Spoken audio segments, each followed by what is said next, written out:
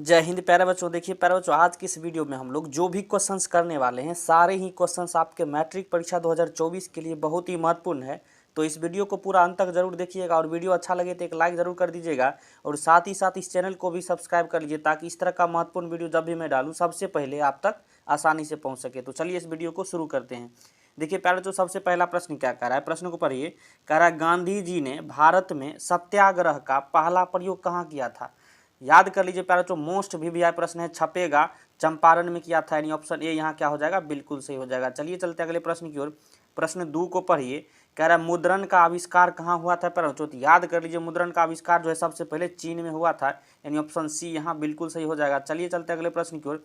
प्रश्न 3 को पढ़िए प्यारे बच्चों, क्या कह रहा है। प्रश्न कह रहा है भारत में जो है सबसे लंबा बांध कौन सा है। भारत में सबसे लंबा बांध कौन सा है प्यारे बच्चों। याद कर लीजिए इसका सही आंसर हो जाएगा हीराकुंड बांध, यानी ऑप्शन बी बिल्कुल सही हो जाएगा। चलिए चलते अगले प्रश्न की ओर। प्रश्न 4 को पढ़िए। कह रहा है किस खनिज को उद्योगों की जननी कहा जाता है प्यारे बच्चों। मोस्ट वीवीआई प्रश्न है प्यारे बच्चों, छपेगा। याद कर लीजिए लोहा को जो है सभी उद्योगों की जननी कहा जाता है, यानी ऑप्शन सी क्या हो जाएगा, बिल्कुल सही हो जाएगा।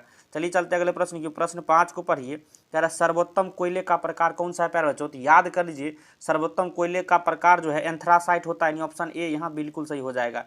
क्लियर है। चलिए चलते अगले प्रश्न की ओर। प्रश्न 6 को पढ़िए। कह रहा है गंडक परियोजना कहाँ है प्यारे बच्चों। तो याद कर लीजिए गंडक परियोजना वाल्मीकि नगर में है, यानी ऑप्शन बी बिल्कुल सही हो जाएगा। चलिए चलते अगले प्रश्न की ओर। प्रश्न 7 को पढ़िए। कह रहा है निम्न राज्यों में से किसमें सर्वाधिक वन क्षेत्र है प्यारे बच्चों।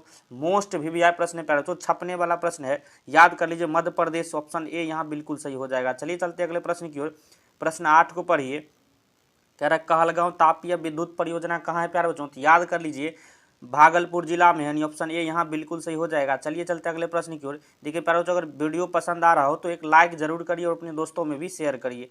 प्रश्न 9 को पढ़िए। सूखे के लिए उत्तरदायी कारक कौन है प्यारे बच्चों। सूखे के लिए उत्तरदायी कारक कौन है। तो याद कर लीजिए इसका सही आंसर हो जाएगा वर्षा की कमी, यानी ऑप्शन ए यहाँ बिल्कुल सही हो जाएगा। चलिए चलते अगले प्रश्न की ओर। प्रश्न 10 को पढ़िए प्यारे बच्चों, क्या कह रहा है। प्रश्न 10 कह रहा है बिहार में कौन वार्ड प्रवण क्षेत्र है। बिहार में कौन वार्ड प्रवण क्षेत्र है प्यारे बच्चों। तो याद कर लीजिए इसका सही आंसर क्या हो जाएगा, तो उत्तर बिहार, यानी ऑप्शन डी क्या है, बिल्कुल सही हो जाएगा। प्रश्न 11 को पढ़िए। कह रहा है अमृत बाजार पत्रिका के संपादक कौन थे प्यारे बच्चों। मोस्ट वीवीआई प्रश्न प्यारे बच्चों, छपेगा। याद कर लीजिए मोतीलाल घोष इसका बिल्कुल सही आंसर हो जाएगा, यानी ऑप्शन ए यहाँ बिल्कुल सही है। प्रश्न 12 को पढ़िए। कह रहा है मराठा समाचार पत्र किस भाषा से संबंधित था। याद कर लीजिए मोस्ट वीवीआई प्रश्न प्यारे बच्चों, छपने वाला प्रश्न है, अंग्रेजी भाषा, यानी ऑप्शन ए यहाँ क्या हो जाएगा, बिल्कुल सही हो जाएगा। चलिए चलते अगले प्रश्न की ओर। प्रश्न 13 को पढ़िए प्यारे बच्चों, क्या कह रहा है कि निम्न में से किस सिख गुरु का जन्म पटना में हुआ था। मोस्ट वीवीआई प्रश्न प्यारे बच्चों, छपने वाला है। याद कर लीजिए इसका सही आंसर हो जाएगा 10वें सिख गुरु जो है गुरु गोविंद सिंह का जन्म जो है पटना में हुआ था, यानी ऑप्शन डी क्या हो जाएगा, बिल्कुल सही हो जाएगा। चलिए चलते अगले प्रश्न की ओर। प्रश्न 14 को पढ़िए। बिहार बंगाल से कब पृथक हुआ। मोस्ट वीवीआई प्रश्न प्यारे बच्चों, याद कर लीजिए छपेगा। बिहार जो है बंगाल से 1912 में जो है पृथक हुआ था, यानी ऑप्शन ए यहाँ क्या हो जाएगा, बिल्कुल सही हो जाएगा। चलिए चलते अगले प्रश्न की ओर। प्रश्न जो है प्रश्न 15 को पढ़िए। कह रहा है भारत आने वाले प्रथम व्यापारी कौन थे प्यारे बच्चों। भारत आने वाले प्रथम व्यापारी कौन थे, तो पुर्तगाली थे, यानी ऑप्शन सी क्या हो जाएगा, बिल्कुल सही हो जाएगा। प्रश्न 16 को पढ़िए। कह रहा है उत्तरी एवं दक्षिणी वियतनाम का एकीकरण कब हुआ था। मोस्ट वीवीआई प्रश्न प्यारे बच्चों, याद कर लीजिए छपेगा 1975 ईस्वी, यानी ऑप्शन डी यहाँ बिल्कुल सही हो जाएगा। उत्तरी एवं दक्षिणी वियतनाम का एकीकरण जो है 1975 ईस्वी में हुआ था। प्रश्न 17 को पढ़िए प्यारे बच्चों, क्या कह रहा है। मोस्ट वीवीआई प्रश्न है, छपने वाला प्रश्न है प्यारे बच्चों, इसको आप इग्नोर नहीं कर सकते हैं।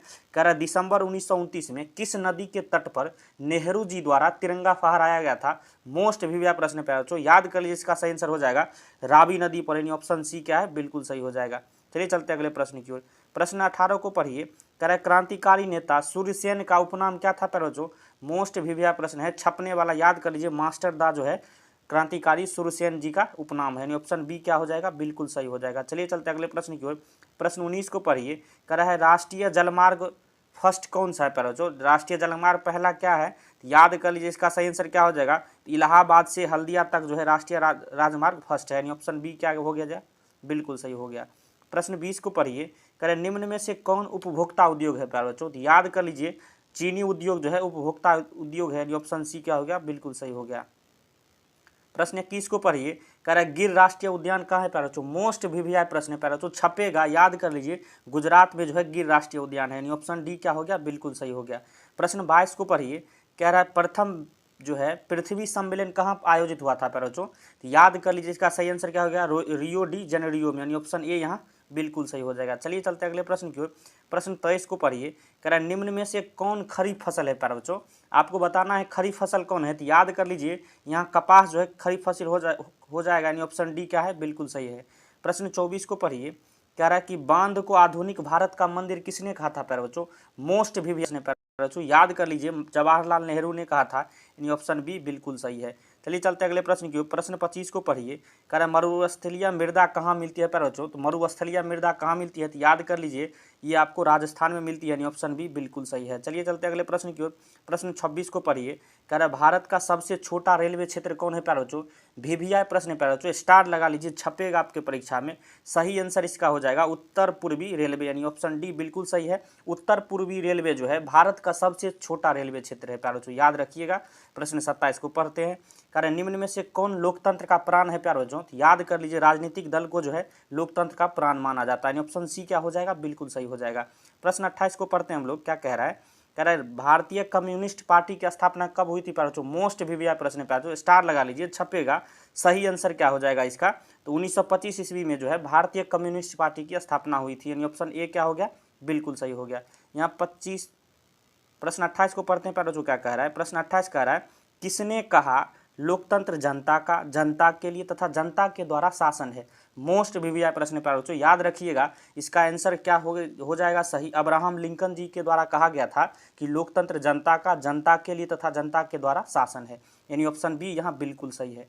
चलिए चलते अगले प्रश्न की ओर। प्रश्न 30 को पढ़िए प्यारे बच्चों। क्या कह रहा है कि भारत में कौन शासन प्रणाली है प्यारे बच्चों? तो याद रखिएगा, भारत में जो है संसदीय राज व्यवस्था है, संसदीय व्यवस्था है, यानी ऑप्शन डी बिल्कुल सही हो जाएगा। देखिए प्यारे बच्चों, आज की इस वीडियो में हमने जो है सोशल साइंस यानी सामाजिक विज्ञान के 30 बहुत ही महत्वपूर्ण ऑब्जेक्टिव प्रश्न इस वीडियो में किए हैं, जो कि आपके मैट्रिक परीक्षा 2024 के लिए बहुत ही महत्वपूर्ण है। अगर आपको वीडियो पसंद आया हो तो लाइक जरूर करिएगा, चैनल पर नए हैं तो सब्सक्राइब कर लीजिए, क्योंकि इस तरह का महत्वपूर्ण वीडियो आपको हमेशा मिलता रहेगा। वीडियो देखने के लिए धन्यवाद। मिलते हैं नेक्स्ट वीडियो में, तब तक के लिए जय हिंद, जय भारत।